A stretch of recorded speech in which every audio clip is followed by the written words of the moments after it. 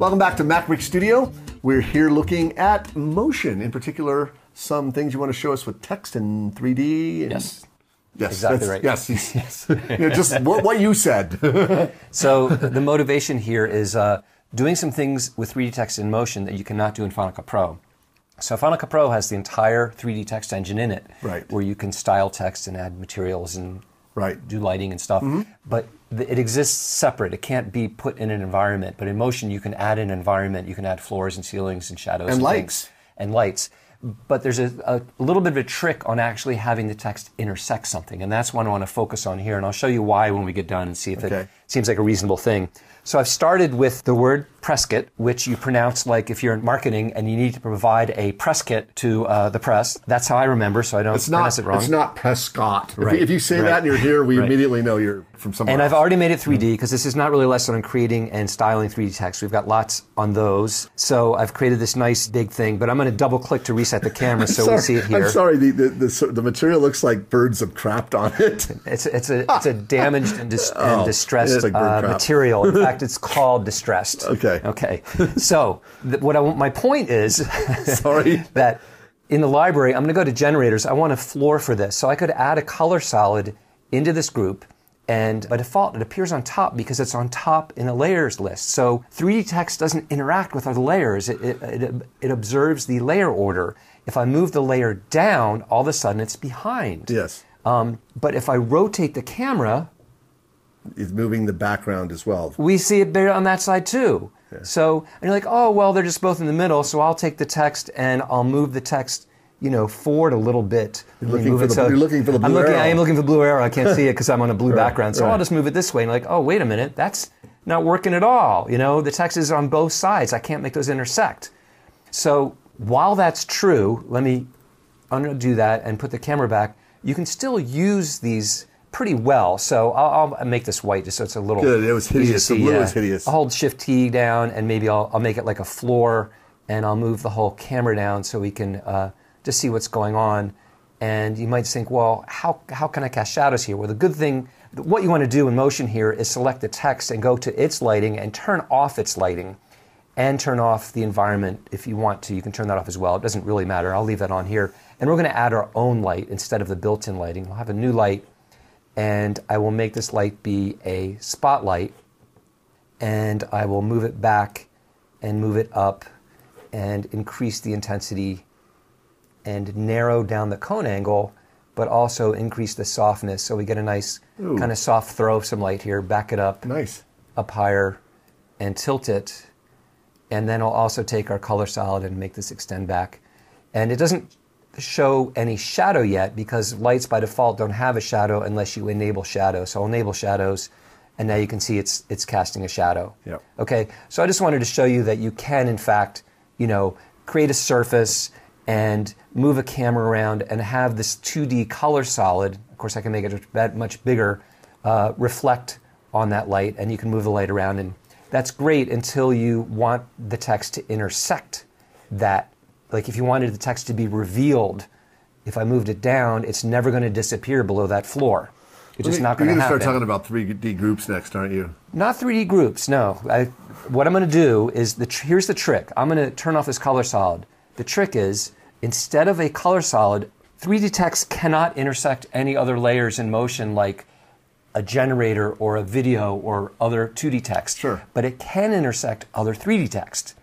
So the trick is to make a floor out of 3D text. So you're going to make a glyph like a square. There we go. You're all over it. A square glyph. You're all over it like a cheap suit. I just watched a tutorial you did where you did that with a glyph. T for the text tool. I will click in the canvas, and then before I start typing anything, I'll go into the edit menu and choose emoji and symbols. Yeah. And I'm already on my bullets and stars category, and I have this black square selected. Now, a little bug: if you click it once, nothing happens. If you click it twice, you're going to get two symbols. Don't know why, but it's one of those fun things about motion. Escape, and it might not even be motion. Could just be the OS. And I'm going to make this guy really big, okay? So in the scale, I'm going to scale this guy up. Big, big, big, big, big, big, big.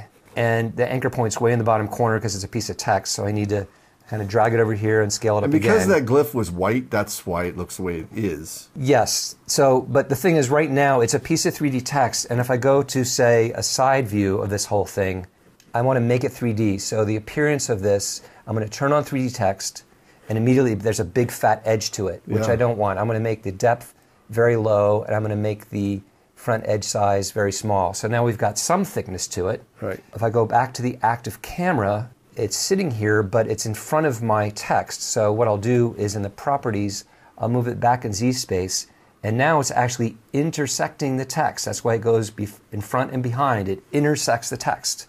Only because it's another 3D text object. Exactly. So now let's give it a texture as well. So I'll give it... Oh, please use brick. Okay, I'll use brick. Okay, I will. I'll use brick. I think it's under miscellaneous. Stone or, yeah. Let's see, red brick. And there we go. There we go. Great. See? That looks cool. That looks like it. I Fresco. like it. Yeah. So let's take our light and adjust it a little bit. Let's increase the intensity.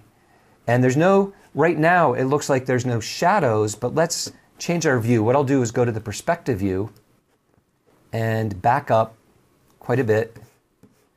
And I'll show you where I'm going with this and angle it a little bit. And here's our light. And once again, this wall is a piece of 3D text. So we need to do the same thing where we select it and we change its lighting. So we change the lighting to off, and then the environment, we can also choose to turn off the environment so that it will only be lit by the light. This light here. Yeah. And we can crank that up and maybe get a little bit of fall off on that. So now you can see how that light's affecting it. It's really great. And we've got some nice shadows on it as well. Sure. So if we go back to the active camera view, I'll just Control A for the active camera view. What we can do now is animate this text to emerge from the wall. So what I'll do is select the text and add our favorite text behavior, sequence text. Yeah, that's your favorite. It is. I'll trim it to last a little, about maybe 3 seconds. And then I'm going to push down these letters below this. So now when I play, let's also just increase the spread a little bit so they don't come in quite so staccato. And if we play that now... Can you do it legato? Sorry.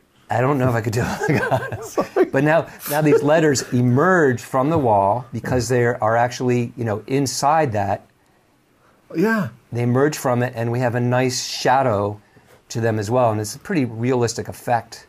Turn it on its side a little bit, and maybe make this wall even bigger so that it covers the full frame. It covers the frame, yeah. Something like that. Yeah. Okay, so by using a 3D, as a text object made into 3D as a surface, we're able to have the 3D text intersect, and then you can create some interesting reveals of the text through that surface. Right. That's so fantastic. So if you're interested in more of this, you've got to check out Mark's Motion Library at rippletrain.com. It covers a lot of this stuff. We have some great beginner tutorials for you want to get your feet wet with motion. Really great stuff. Check that out. Hope you found this useful, enjoyable. I always like what you create here in front of us. So check us out, Facebook, usual social media channels. We will see you in the next episode of MacBreak Studio. Thanks for watching.